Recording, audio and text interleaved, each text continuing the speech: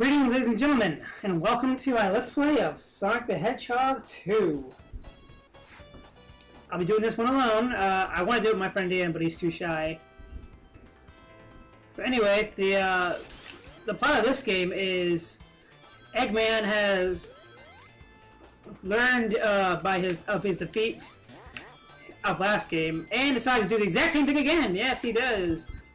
And he also has some new giant invention plan, and so Sonic went after him on, I believe it's still South Island, to go check out what he's doing. And while Sonic was on his way to going to find Eggman, he met this little fox named Tails. This little fox buddy that is following us right now with his Tails, and they became pretty fast friends. And they would grow a friendship that would go on throughout the rest of the games, which is, ladies and gentlemen, which is why, for this game, I am not going to be collecting all the Chaos Emeralds as I did in Sonic 1, because I believe it kind of ruins the ending of this game a bit. Like, it kind of just derails the entire purpose of their friendship, because at the end, spoiler alert, Sonic just kind of, like, shrugs it off, turns into the newly implemented Super Sonic for this game, and he's basically saying, yeah, hey Tails, nice to see you again, but I didn't really need you in the first place. Which kind of makes me wonder, what the heck was Tails' purpose in this game if you're going to do that? So I like the ending more in the Sonic, Super Sonic version. I always have since I was a kid. And this is actually my second Sonic game, and it used to be my favorite. I used to like this game more than number 3, but I grew a bigger appreciation for 3 over the years as I played it, so. But that said, I'm not going after the Chaos Emeralds. So this will be a pretty quick run.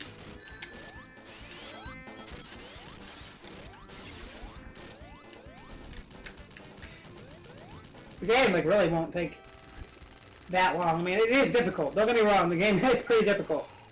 But each zone, unlike Sonic 1, has only 2.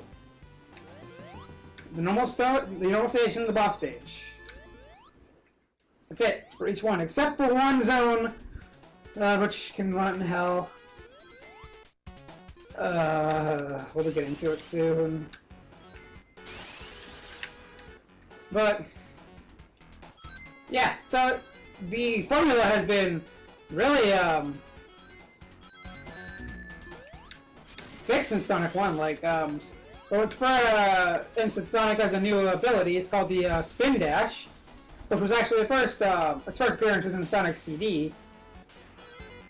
But the Spin Dash is pretty darn essential to get everywhere fast, especially in this game. You don't have to use it, but it's a really good idea if you do.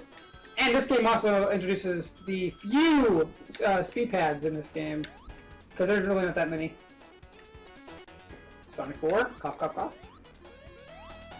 And that's basically it for what it really shows. I mean, not to mention the co-op, though I do have an issue with the co-op because this game doesn't have a zoom out feature. Tails can be easily off screen. Sonic is much faster than Tails is, so the co-op. I mean, just watch the Super Gaming Brothers Sonic 2 playthrough of this. Elliot got no love throughout the game because he wasn't on screen that much. He was more like the boss junkie. That's really a problem with this game. Like if they went like the new Super Mario Bros. Route and they kind of had this zoom out feature, I think the co-op would have been much better, but they didn't. So I mean, I'm not complaining. I mean, this game is still pretty fantastic. Graphically, musically, you know, speed-wise, yes, it's actually fast, unlike Sonic 1. But, you know, that's one thing I wish they kind of ironed out before they released this game. I mean, Mario games didn't even have co-op at that point in time, so props to this game for actually, doing it and, doing a pretty good job with it. It's just that, you know, when I used to play this with my sister or my brother, or heck, even my Ian, my friend, you know, it's kind of like, I'm doing all the work, and I don't really want to, but I had no choice. Although this will be fixed in Sonic 4 Episode 2. So I'm really glad about that. But they have like this like bungee cord system, like where you can get Tails or Sonic to come close to you, and the screen like kind of pans out so you can see a lot more. So that they do fix the problem in the future. You know, even though not many people really like Sonic Episode 1 or 2 that much, still, you know, yeah, at least they took a step forward, you know. Here's the dreaded part. Oh shoot. No, we don't. I'm not gonna die here. Oh yeah, another problem this and Sonic 1 had, which I didn't really show off that much because I had pretty sufficient mastery of the game. There's a lot of collision detection issues. I find, not just like in this, but especially in Sonic CD, but in this game, it's pretty stinking noticeable as well. Yeah, the collision detection is... It's just, sometimes it's... Oh, dang. Kind of off, it's just kind of crazy. It's like it's off the wall sometimes. There we go. That's a little trick. If you get stuck down there, that's a little trick you can do. Oh, shoot. Come on. The physics take hold, and then you can... Oh, what?! I was in controller lock for a second. But that's actually getting to some of my point. The collision detection is a pretty bad issue in this game. It's very noticeable, especially like when you're in the water areas or you're in between like two sections of something, but you know you can easily escape them. This game has that issue with that, and you'll die a lot from that. More than not, you're going to die a lot from the collision detection in this game. Now, I'm not sure if the Christian Whitehead version fixes all that. I'm going to say it does because, quite frankly, that version is just freaking awesome. For the iPod, everybody, that's the definitive version of Sonic 2, just saying right now. But anyway, here's Boss 2. Okay, so what you're going to do... yeah, screw up like that, yeah. Let's go down this thing again. Ooh. What you want to do is, at the beginning of the battle, you jump right to the side before Eggman pops up. And yes, that's what it was called in Japan, Eggman. 1, 2, 3, 4, 5, 6, 7, 8.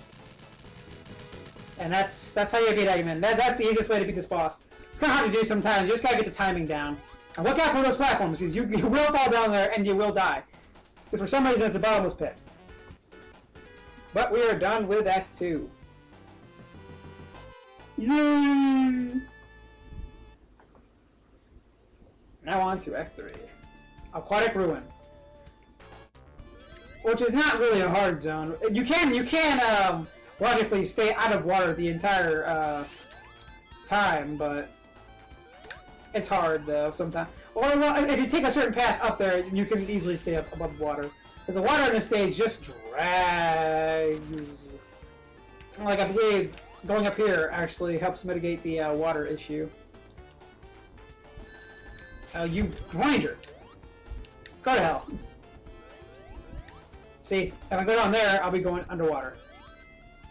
So, just gonna start in the top path. Whoop! Bad dick bouncing! Jerk! Like I said, in this game, you rely a lot on the spin dash. I'm already done with the stage.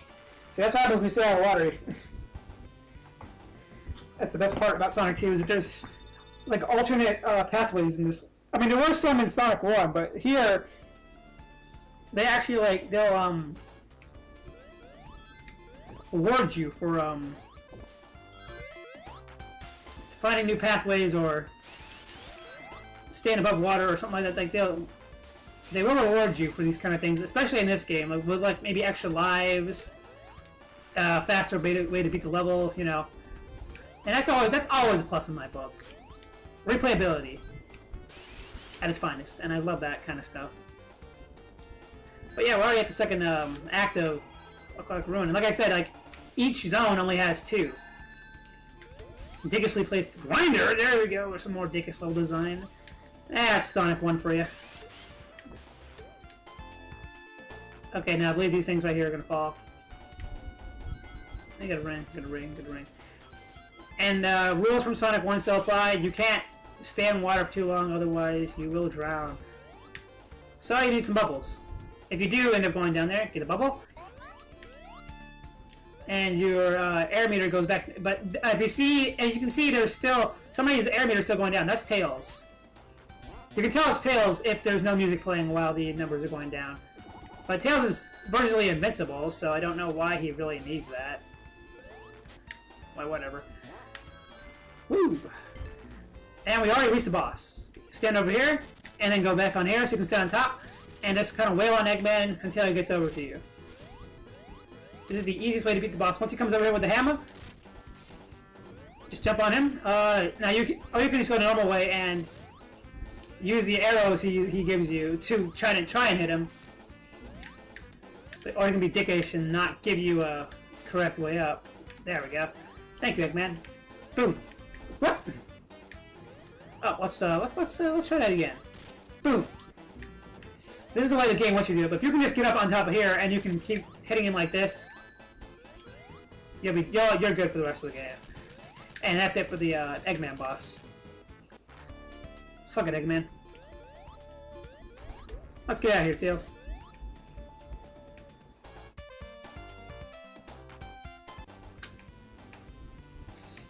And that's it for Aquatic Ruin.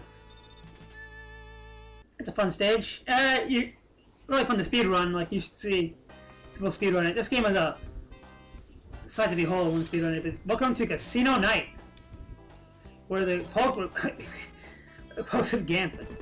It's time to gamble our hearts away, ladies and gentlemen. I mean, you can. That's just how you earn like more rings and stuff. But the rings really help for like if you have Supersonic. Cause something I forgot to say. Well, Tails, what'd you just do there? Tails is not moving his feet. Oh, whatever. But you can actually logically you can get every single Chaos Emerald within the first stage. I'm dead serious. You can get all the Chaos Emeralds within like the first 2 stages of the game if you have like pretty sufficient mastery of each special stage, which is just Tails and Sonic in like this sort of 3D perspective, trying to get rings together. It looks much better than the Sonic 1 special stages where you're just like you're high the entire time. But like I said, maybe I'll show it off. But whenever I get like a ring or something like that, maybe I'll show it off. But again, I just want to differentiate this a little because this game is, in terms of some things, this game is really not that much different from Sonic 1. It fixes a lot of the control issues and stuff, and but to me, I find Sonic 3 just to be a bit more interesting in terms of like level design and stuff.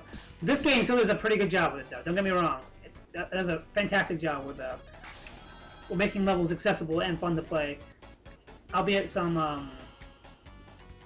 collision detection issues. Yeah, I mean, this game is pretty amazing. This is like probably one of the most selling Sonic games to date. It sold like how many Genesis? Like it sold so well that it came with the Sega Genesis. I don't believe Sonic 3 or 1 did. This game did.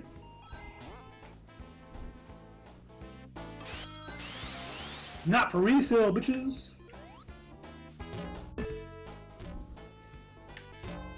What does that even mean? We'll take the bottom path. Get off that! I'll squash you. There's only one zone in this game which has 3 acts, and that is I was gonna say now. This game is like more than 20 years old. That stage is actually Metropolis soon, and it is bad. That's the worst thing in the game. That's one of the worst levels in the game. That's serious, because I mean, I guess I'll talk about it more when we get there, but no, it does so much wrong. It's like back to Sonic 1 logic, where it wants to be long and it wants to be different. And I don't like that. I don't like that at all. Let's head down here. The boss is right through here, guys. Down we go. If we can pass this thing right here... Oh, thank goodness. First try. And we head up this elevator. How you doing, Tails?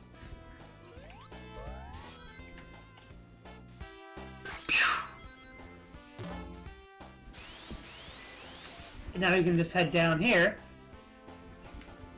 Make sure we get this. Well, maybe I can show it off here. This is a special stage. This is what they look like. Kind of like a 3D thing, and you need to collect... They'll give you a certain ring requirement before you get to a certain goal, and you need to collect them. And since this game is two-player, you can't have both players carrying like maybe like Sonic and Tails. Problem with that is, if one of the players gets hurt, you lose those rings. Both of you share a ring count. And that can get really frustrating. Which is why most people play the game with just Sonic, because you can choose in the options menu to just play as Sonic, Sonic and Tails, or play as just Tails. Which you can't fly in this game for some reason. I don't know why. They give him like 2 tails, and they decided not to let him play. But he can clearly fly like on his own. I don't get that, but whatever. That's not until Sonic 3, I suppose. And you see, like, it keeps a counter of, like, who's collected so many rings. One ring. One ring to rule them all. And see, because we got the correct ring requirement, we have earned the Reverse Chaos Emerald. That's how you earn them all in this game, but the thing is, they get much harder, and they throw more bombs in your way, a lot more disorienting turns and stuff, and it's just, they're not as easy to memorize as Sonic 1's, I find. Oh yeah, by the way, once you're in the special stage, you lose all your rings. So, yeah, watch out for that. The moment you get out, start collecting again. Dang it, come on, Eggman. There we go.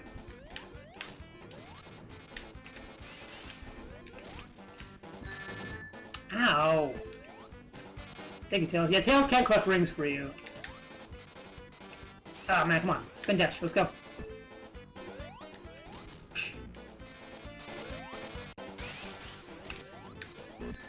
Ow! No, no, no! I think we may have to hit him one more time. Nope!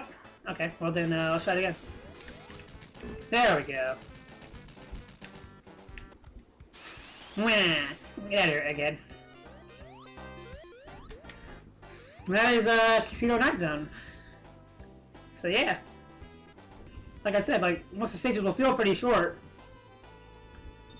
But like I said, if you're gonna go through Chaos Emeralds,